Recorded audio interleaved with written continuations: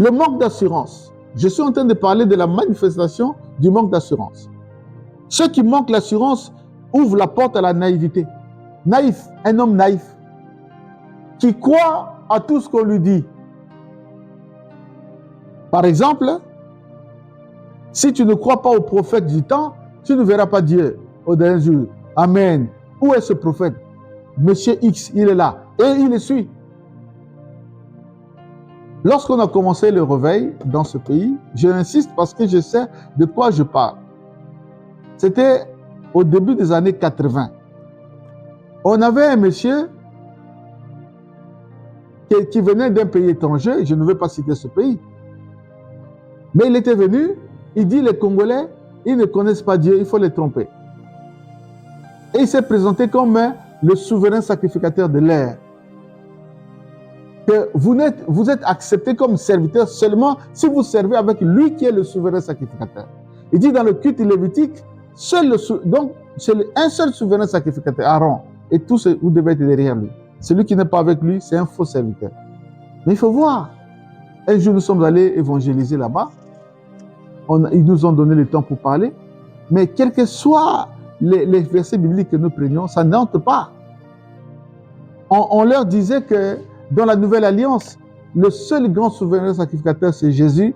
Et nous sommes tous des prêtres avec Jésus. Ça ne passe pas. Nous sommes un royaume de sacrificateurs où chaque chrétien, chaque homme qui est en relation avec Jésus est un prêtre. Apocalypse chapitre 5, verset 9. Non, chapitre 1, verset 5. Il dit, ça ne passe pas. Jésus est le chemin, la vérité et la vie, et personne ne va à Dieu que par Jésus. Ça ne passe pas, il faut un prophète.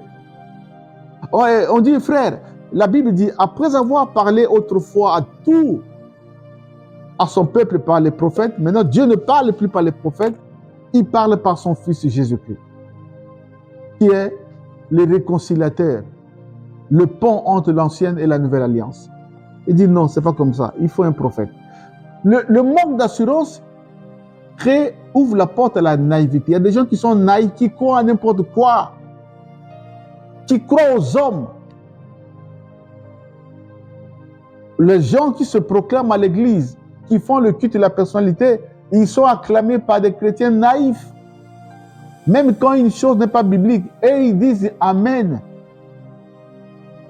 Ils n'ont pas le souci de l'exactitude. Vous voyez les chrétiens de Béret, Paul est allé en mission. Lors du premier voyage missionnaire, ils sont arrivés à Béret. Ils ont commencé à prêcher le message du royaume de Dieu par Jésus-Christ. Ça passait difficilement. Mais puisqu'ils s'appuyaient sur les textes bibliques, les chrétiens qui les entendaient regardaient pour vérifier si ce qu'ils enseignaient était vrai. Et ils ont compris que oui, c'est écrit comme ça. Les chrétiens qui manquent d'assurance n'ont pas le souci de vérifier si c'est vrai ou faux. Même si c'est faux, ils disent toujours Amen.